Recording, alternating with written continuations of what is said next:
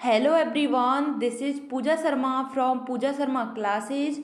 उम्मीद करती हूँ आप सब अच्छे होंगे। तो आज हम डिस्कस करेंगे यूपी टेट 2022 का पेपर। 23 जनवरी 2022 को यह एग्जाम हुआ था आपका लास्ट ईयर, जो कि आपकी एक परीक्षा निरस्त हो गई थी। निरस्त होने के बाद में पुनर्परीक्षा हुई, जो 23 जनवरी 2022 को हुई थी। तो चलिए स्टार्ट करते हैं। इसमें हम डिस्कस कर रहे हैं हिंदी को। हिंदी के प्रीवियस ईयर क्वेश्चन पेपर का हम एनालिसिस कर रहे हैं। तो चलिए स्टार्ट करते हैं। मैंने संस्कृत संस्कृत सीडीपी और ईवीएस को कंप्लीट डिस्कस करा दिया है, यानी कि इनके सभी प्रीवियस ईयर क्वेश्चन पेपर को कंप्लीट डिस्कस करा दिया है। तो आपने अभी तक इनको नहीं देखा है तो मैं आपको लिंक डिस्क्रिप्शन में दे दूंगी, तो आप वहां से देख सकते हैं। तो चलिए स्टार्ट करते हैं। आपको वीडियो पसंद आती है तो वीडियो को लाइक कर देना, अपने दोस्तों के साथ शेयर कर देना, और चैनल को सब्सक्राइब नहीं किया है तो चैनल को सब्सक्राइब कर लेना, बेल आइकन को प्रेस कर लेना, जिससे आने वाली वीडियो का भी नोटिफिकेशन आपको मिल जाएगा। फ्री नोट्स के लिए आप टेलीग्राम चैनल से जुड़ जाइए, वहाँ पर आपको फ्री नोट्स मिल जाएंगे। यहाँ तक बात क्लियर। चलिए क्वेश्चन नंबर आपका 1 आता है कि ड का उच्चारण स्थान है। क्वेश्चन नंबर 1 आता है आपका कि ड का उच्चारण स्थान बताना है। तो मूर्धन्य है, कंठ ओष्ठ है, नासिक है या कंठ तालव्य है। तो ड का उच्चारण स्थान क्या हो जाता है? नासिक हो जाता है। ऑप्शन नंबर 3 इसका सही आंसर है कि ड का उच्चारण स्थान क्या है? नासिक है। क्वेश्चन नंबर आपका सेकंड आता है कि 4 गज मलमल में कौन सा विशेषण है। 4 गज मलमल में आपको बताना है कि इसमें कौन सा विशेषण है। तो परिमाण बोधक, गुणवाचक, संख्यावाचक या सार्वनामिक। तो 4 गज मलमल में कौन सा विशेषण हो जाता है, यानी कि 4 गज की बात कर रहा है, तो इसका आंसर हो जाता है परिमाण बोधक। ऑप्शन नंबर 1 इसका सही आंसर हो जाता है। क्या हो जाता है? परिमाण बोधक विशेषण हो जाता है। क्वेश्चन नंबर आपका नेक्स्ट आता है कि समास का विलोम क्या है। आपको बताना है कि समास है आपका, इसमें विलोम क्या है। जो समास का विलोम क्या हो जाता है? समस्या होती है, सामसिक होती है, व्यास होती है या साहसिक होती है। तो समास का विलोम क्या हो जाता है? आपका व्यास हो जाता है। ऑप्शन नंबर 3 इसका सही आंसर है। समास का विलोम क्या हो जाता है? व्यास हो जाता है। यहाँ तक बात क्लियर। चलिए क्वेश्चन नंबर 4 आता है आपका कि शून्य का तत्सम रूप है। शून्य का तत्सम रूप बताना है। सूना है, सन्न है, सून है या फिर शून्य है। तो शून्य का तत्सम रूप क्या हो जाता है? ऑप्शन नंबर 4 इसका राइट आंसर हो जाता है। शून्य हो जाता है। क्या हो जाता है? शून्य इसका राइट आंसर है। Option number 4। क्वेश्चन नंबर आपका 5 आता है कि आंख की किरकिरी होने का अर्थ है। आंख की किरकिरी होने का अर्थ बताना है। तो कष्टदायक होना, धोखा देना, अप्रिय लगना या बहुत प्रिय होना। आंख की किरकिरी होने का अर्थ क्या हो जाता है? तो अप्रिय लगना। ऑप्शन नंबर 3 अप्रिय लगना आपका सही आंसर हो जाता है। क्वेश्चन नंबर आपका 6 आता है। क्वेश्चन नंबर 6 आता है कि इसमें आपको गद्यांश को पढ़कर इसके आंसर देने हैं, लेकिन मैंने इस गद्यांश को नहीं लिखा है क्योंकि इसमें ज़्यादा कुछ ऐसे क्वेश्चन नहीं थे ज़्यादा। तो मैं आपको यहीं बता देती हूँ सभी क्वेश्चंस को जो आपके गद्यांश में पूछे थे। तो चलिए क्वेश्चन नंबर 6 आता है। गद्यांश में पूछा था कि घुमक्कड़ शब्द में कौन सा प्रत्यय है। घुमक्कड़ शब्द में कौन सा प्रत्यय है? अड़ प्रत्यय है, ड प्रत्यय है, अक्कड़ प्रत्यय है या कण प्रत्यय है। तो घुमक्कड़ शब्द में कौन सा प्रत्यय हो जाता है? तो इसका सही आंसर हो जाता है इसमें अक्कड़ प्रत्यय हो जाता है। घुमक्कड़ में क्या हो जाता है? अक्कड़ प्रत्यय हो जाता है। प्रत्यय का मतलब क्या होता है? प्रत्यय का मतलब होता है जो शब्दांश के पीछे लगता है, यानी कि जो शब्द के पीछे लगते हैं वही आपके क्या हो जाते हैं? वही आपके प्रत्यय हो जाते हैं। यहाँ तक बात क्लियर। जो शब्द के पीछे लगते हैं और उनका जो अर्थ है उसे क्या कर देते हैं? परिवर्तित कर देते हैं। क्या कर देते हैं? उसके अर्थ को परिवर्तित कर देते हैं। तो वही आपका क्या हो जाते हैं? प्रत्यय हो जाते हैं। पीछे लगते हैं, प्रत्यय हो जाते हैं। और उपसर्ग की बात करते हैं तो शब्द के क्या लगते हैं? आगे लगते हैं।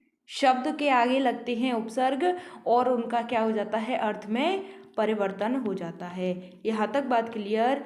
चलिए क्वेश्चन नंबर आपका 7 आता है कि महावीर स्वामी का जन्म कहाँ हुआ था। महावीर स्वामी हैं, इनका जन्म कहाँ पे हुआ था? तो कुशीनगर में, वैशाली में, पावापुरी में या पारसोली में। महावीर स्वामी का जन्म कहाँ पे हुआ था? तो इसका राइट आंसर हो जाता है वैशाली में। कहाँ पर हुआ था? तो महावीर स्वामी का जन्म वैशाली में हुआ था। क्वेश्चन नंबर आपका 8 आता है कि स्वच्छंद शब्द में कौन सी संधि है? स्वच्छंद शब्द में कौन सी संधि है? गुण संधि है, दीर्घ संधि है, विसर्ग संधि है या फिर व्यंजन संधि है? तो इसका राइट आंसर हो जाता है ऑप्शन नंबर 4, इसमें व्यंजन संधि हो जाती है। स्वच्छंद में आपकी व्यंजन संधि हो जाती है। क्वेश्चन नंबर 9 आता है कि महात्मा बुद्ध ने प्राप्त किया तब उनकी अवस्था कितनी थी? जब महात्मा बुद्ध ने बुद्धत्व प्राप्त किया था तब उनकी जो एज थी कितनी थी? 45 वर्ष के थे, 35 वर्ष के थे, 12 वर्ष के थे या फिर 80 वर्ष के थे? तो जब वह 35 वर्ष के थे, ऑप्शन नंबर 2 इसका सही आंसर हो जाता है। क्वेश्चन नंबर आपका 10 आता है कि श्रुत धर्म का अर्थ है। श्रुत धर्म का अर्थ क्या है? तो मुस्लिम धर्म है, बौद्धिक धर्म है, जैन धर्म है या फिर वैदिक धर्म है? तो श्रुत धर्म का अर्थ बताना है आपको, तो इसका राइट आंसर हो जाता है वैदिक धर्म। श्रुत धर्म का अर्थ क्या हो जाता है? वैदिक धर्म हो जाता है। क्वेश्चन नंबर आपका 11 आ जाता है कि अकाल का पर्यायवाची है। अकाल का पर्यायवाची बताना है, तो अंधियारा है, अक्षत है, दुर्भिक्ष है या अपरिहार्य है? तो अकाल का पर्यायवाची हो जाता है दुर्भिक्ष। ऑप्शन नंबर 3 इसका सही आंसर हो जाता है कि अकाल का पर्यायवाची क्या होता है? दुर्भिक्ष होता है। क्वेश्चन नंबर आपका 12 आता है कि निम्नलिखित वाक्यों में कौन सा मिश्र वाक्य है? तो अध्यापक देखते हैं कि छात्र पढ़ते हैं, छात्र पढ़ते हैं और अध्यापक उन्हें देखते हैं, अध्यापकों के सम्मुख छात्र पढ़ते हैं, क्या अध्यापकों के सम्मुख छात्र पढ़ते हैं? तो इसमें पूछा है कि मिश्र वाक्य बताना है, तो मिश्र वाक्य आपका क्या हो जाता है? तो अध्यापक देखते हैं कि छात्र पढ़ते हैं, अध्यापक देखते हैं कि छात्र पढ़ते हैं, वही आपका क्या हो जाता है? मिश्र वाक्य हो जाता है। ऑप्शन नंबर 1 इसका राइट आंसर हो जाता है। क्वेश्चन नंबर आपका 13 आता है कि जिसकी पूर्व में कोई आशा न हो के लिए एक शब्द है। जिसकी कोई पूर्व में आशा न हो उसके लिए एक शब्द आपको बताना है। अपरमेय है, अप्रत्याशित है या प्रत्याशा है या अनाहूत है? तो इसका राइट आंसर हो जाता है ऑप्शन नंबर 2 अप्रत्याशित। जिसकी पूर्व में आशा न हो उसके लिए एक शब्द हो जाता है अप्रत्याशित। और अपरमेय की बात करते हैं। अपरमेय यानी कि जिसकी माप संभव न हो। क्या हो? जिसकी माप संभव न हो, संभव न हो। अब बात करते हैं प्रत्याशा की। प्रत्याशा का मतलब हो जाता है जिसकी आशा की गई हो। जिसकी आशा की गई हो वही आपका क्या हो जाता है? प्रत्याशा हो जाता है।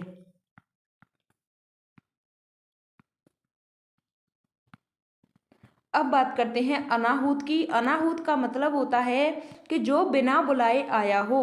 जो बिना बुलाए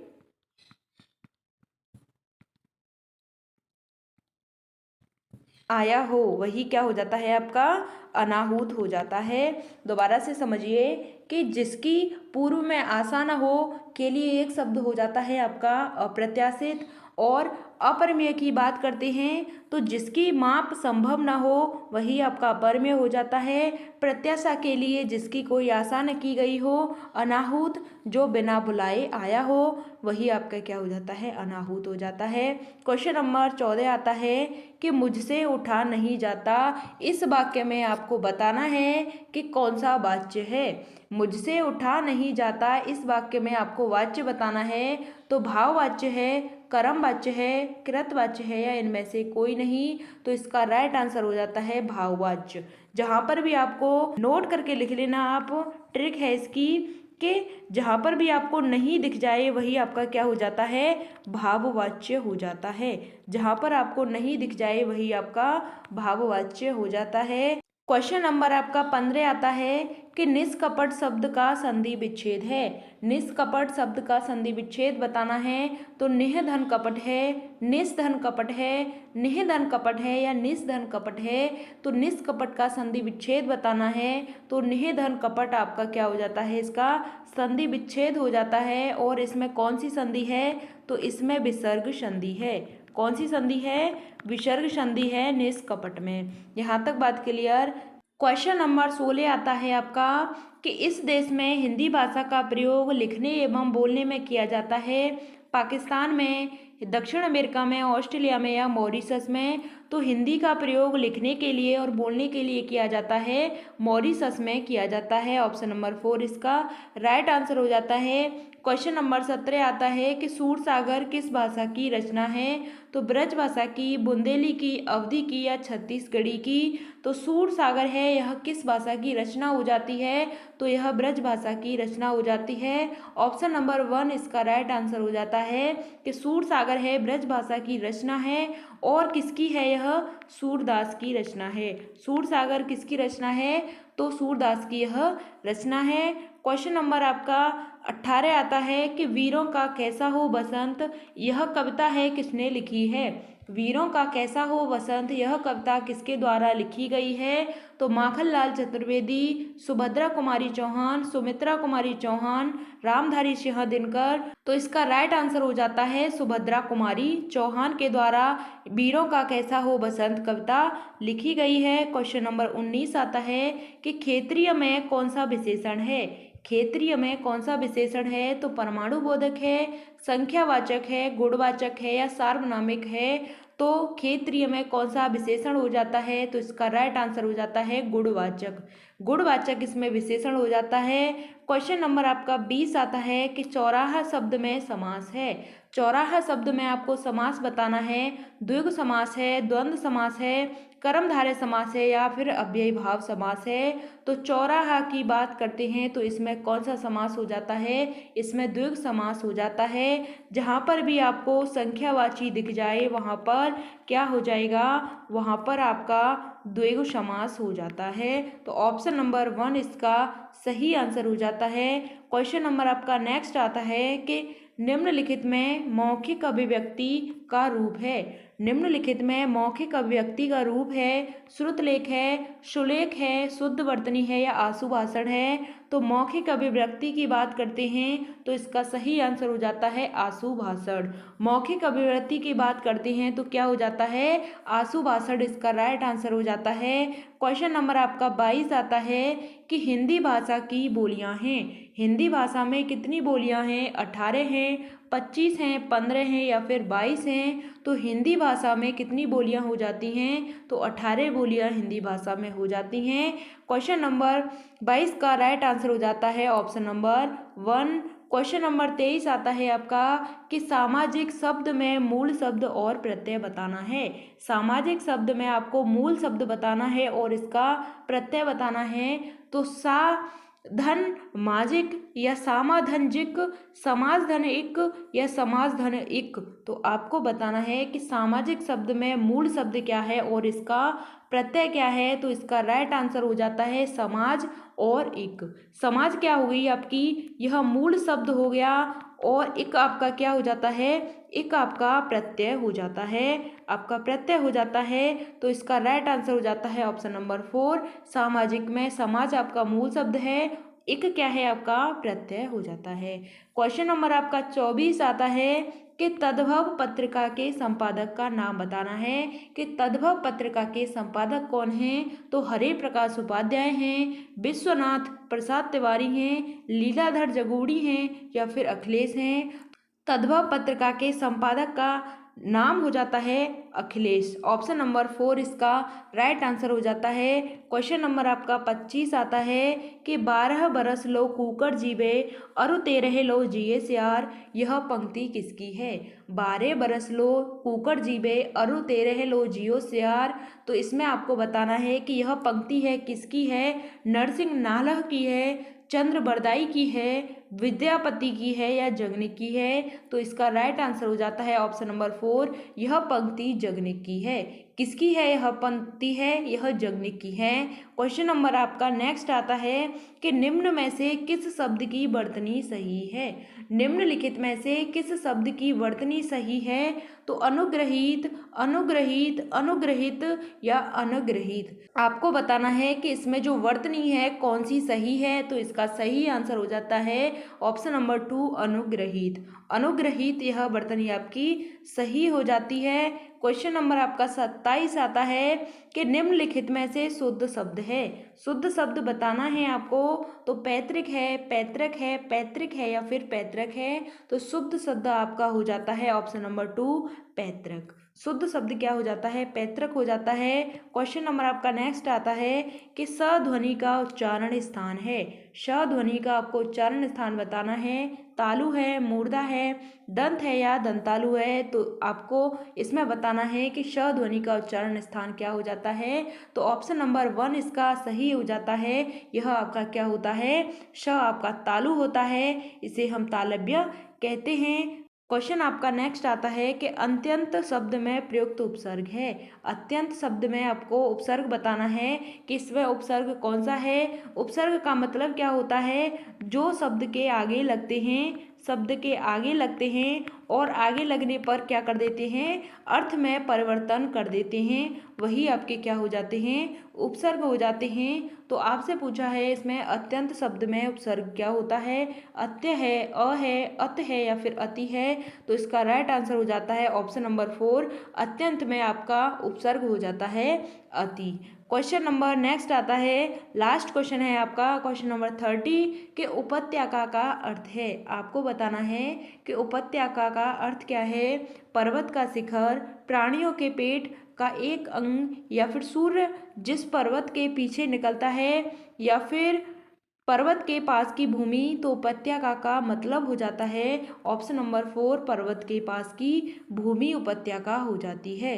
पर्वत के पास की भूमि क्या हो जाती है, उपत्यका हो जाती है। आपको वीडियो पसंद आती है तो वीडियो को लाइक कर देना, अपने दोस्तों के साथ शेयर कर देना। चैनल को सब्सक्राइब नहीं किया है तो चैनल को सब्सक्राइब कर लेना, बेल आइकन को प्रेस कर लेना, जिससे आने वाली वीडियो का भी नोटिफिकेशन आपको मिल जाएगा। फ्री नोट्स के लिए आप टेलीग्राम चैनल से ज्वाइन हो जाइए, यहाँ पर आपको फ्री नोट्स मिल जाएंगे। तो चलिए, थैंक्स फॉर वॉचिंग। जय हिंद, वंदे मातरम। मिलते हैं आपको आगे की नेक्स्ट वीडियो में। अगर आपका कोई भी क्वेश्चन होता है तो आप कमेंट के माध्यम से पूछ सकते हैं, हम आपका आंसर आपको ज़रूर करेंगे। तो चलिए, मिलते हैं आपको आगे की नेक्स्ट वीडियो में।